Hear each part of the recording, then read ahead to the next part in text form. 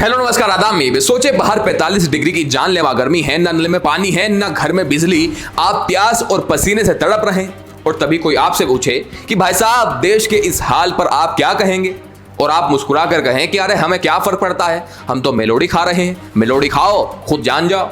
लेकिन चौंके मत, ये कोई मजाक नहीं है, बल्कि आज के न्यू इंडिया की वो कड़वी हकीकत है जहां आम जनता वीआईपी काफिलों के लिए धूप में उबल रही है।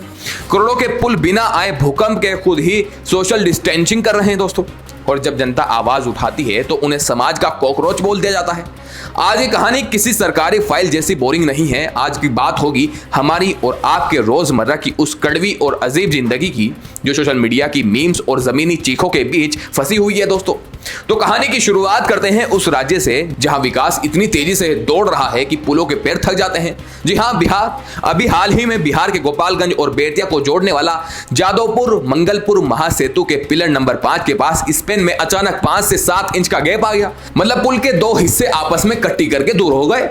अब आनन फानन में भारी गाड़ियों को रोक दिया गया है। इंजीनियर साहब कह रहे हैं कि तकनीकी खराबी है। भाई साहब, ये तकनीकी खराबी नहीं, ये उस सीमेंट की बेवफाई है जो सरकारी टेंडर के पैसों के साथ बह गई है। खैर, पुल तो अपनी जगह से हिल ही रहे हैं, लेकिन वहां के प्रशासन का दिमाग अपनी जगह से तब हिला जब उन्होंने 45 डिग्री की झुलसती गर्मी में आम जनता को घंटों सड़क पर रोक दिया। क्यों? क्योंकि किसी बड़े साहब का वीआईपी काफिला गुजरने वाला था। जनता बेचारी पसीने से तरबतर, गाड़ियां उबल रही थी और अंदर का सब्र का बांध टूट गया। फिर जो हुआ वो इतिहास में दर्ज होना चाहिए।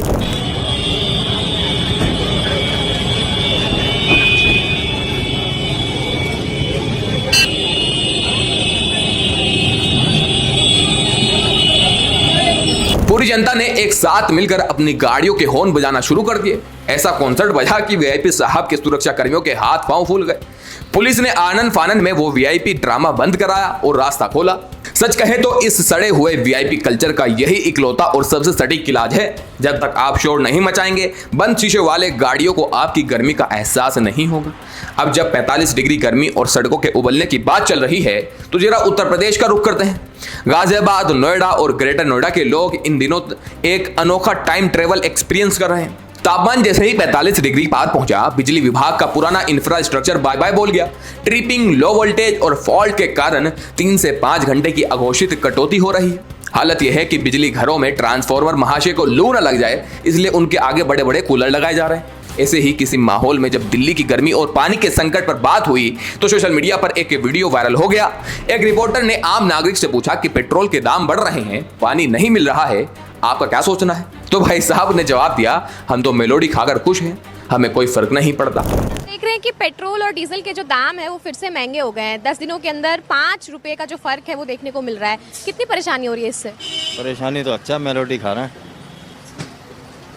बस फिर क्या था, ऑल्ट न्यूज के मोहम्मद जुबैर से लेकर पूरे इंटरनेट ने इस मेलोडी डिप्लोमेसी को दिल्ली के ताजा पानी संकट से जोड़ दिया। दिल्ली के दक्षिणी पुरी में 5000 लोग एक महीने से बिना नल के पानी के रह रहे हैं दोस्तों। हालत यह है कि महिलाओं को अपने दफ्तरों से नहाने की परमिशन मांगनी पड़ रही है, और पॉलिटिक्स वो तो बस इस बात पर चल रही है कि गलती किसकी है। शायद नेताओं को लगता है कि जनता सच में पानी की जगह मेलोडी खाकर प्यास बुझा लेगी, लेकिन यह पानी का संकट सिर्फ दिल्ली तक सीमित नहीं है। देश का सबसे स्वच्छ शहर इंदौर, जो लगातार 8 बार स्वच्छता का ताज पहन चुका है, वो भी आज बूंद बूंद पानी के लिए तरस रहा है। हजारों परिवार सड़कों पर उतर आए हैं। लेकिन अगर आपको लगता है कि इंदौर की हालत खराब है तो जरा झारखंड के चेत्रा जिले के हैसातू गांव की तस्वीर देख लीजिए। यहाँ की दास्तान सुनकर आपके रोंगटे खड़े हो जाएंगे। यहाँ बेगा, बिरहोर और गंजू आदिवासी समुदाय के मासूम बच्चे और बुजुर्ग सूखी हुई नदी और तालाबों के बिस्तरों को हाथों से खोदते हुए गड्ढे बनाते हैं और वहां से रिसने वाले मटमेले गंदे पानी को छान कर पीते हैं, क्योंकि उनके पास कोई दूसरा रास्ता ही नहीं है। हेडपंप खराब है, पानी की टंकियां जंग खा रही है। ये 1925 की कहानी नहीं है, ये आज के दौर की हकीकत है दोस्तों। अगली बार जब आप अपने घर का नल खुला छोड़े तो इन बच्चों के मिट्टी मिले पानी पीते चेहरे को याद कर लीजिएगा। जब देश का युवा और आम नागरिक इन बुनियादी चीजों के लिए सोशल मीडिया पर चिल्लाता है तो सिस्टम को मिर्ची लग जाती है।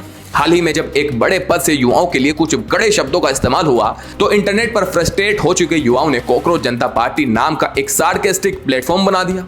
देखते ही देखते इसके फाउंडर अभिजीत दीप के इस डिजिटल पेज पर लाखों लोग जुड़ गए और उन्होंने नीट यूजी विवाद को लेकर शिक्षा मंत्री के इस्तीफे की मांग कर डाली। नतीजा क्या हुआ? सरकार को यह सार्केज्म बर्दाश्त नहीं हुआ और हाल ही में उस वेबसाइट को ही डाउन कर दिया गया। फाउंडर का कहना है कि यह तानाशाही है, जबकि कुछ मंत्रियों का दावा है कि इसके फॉलोअर्स विदेशी हैं, लेकिन ऐसा नहीं है। जरा वीडियो देखिए। इस वीडियो में कॉकरोच जनता पार्टी के अभिषेक ने यह वीडियो शेयर किया है, उसमें साफ दिख रहा है कि 94% से ज्यादा विदेशी नहीं बल्कि इंडियन है जो फॉलोअर्स है। मतलब पानी मांगो तो राजनीति और मीम्स बनाओ तो सीधा नेशनल सिक्योरिटी का खतरा।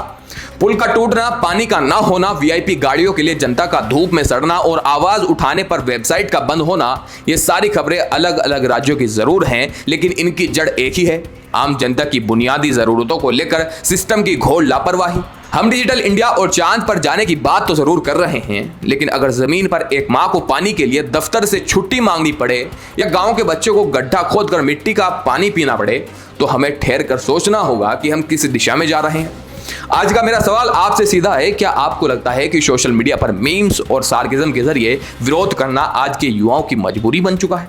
और इस वीआईपी कल्चर को खत्म करने के लिए आम जनता को और क्या कदम उठाने चाहिए? अपनी राय कमेंट्स में जरूर दीजिएगा। जल्दी लौटूंगा बड़ी बड़ी अपडेट्स के साथ, छोटी छोटी वीडियो के साथ, ताकि आप बोर भी ना हो। जय हिंद।